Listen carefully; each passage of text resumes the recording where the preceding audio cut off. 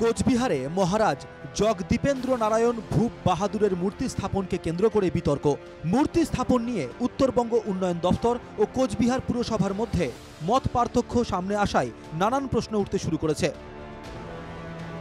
শুক্রবার সকালে কোচবিহারে উত্তরবঙ্গ উন্নয়ন দফতরের সামনে পুরসভা মূর্তি বসানোর কাজ শুরু করতে গেলে তাদের বাধা দেওয়া হয়।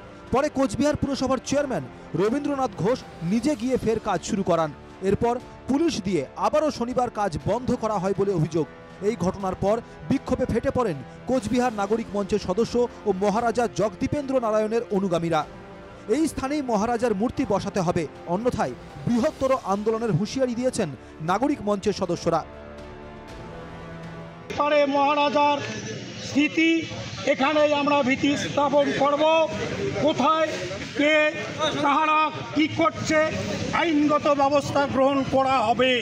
প্রয়োজন বললে তাদেরকে ক্ষমা চেয়ে নিতে হবে। কুচবিহার জেলা, কুচবিহার রাজ্যের মানুষের মূর্তি এখানেই হবে, আমরা এখান থেকে সরবো না। আমরা প্রতিদিনে এখানে আসব এবং মূর্তিটা রেডি হলে আমরা নিজেরাই এখানে মূর্তি বসানোর ক্ষেত্রে আমরা হাত লাগাবো। যদি কেউ এরপরে বাধা হয় এরপরে বাধা দিলে সংঘাত হবে, সংঘর্ষ হবে। যদি এখানে কোনো অশুভ শক্তি যদি এর প্রতিহত করবার চেষ্টা করে তাহলে কুচবিহারের মানুষ এর যোগ্য জবাব দেবে।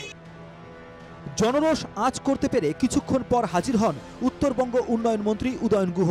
মুখ্যমন্ত্রীর সঙ্গে কথা বলে আরও ভালোভাবে মূর্তি স্থাপনের আশ্বাস দিয়েছেন উদয়ন।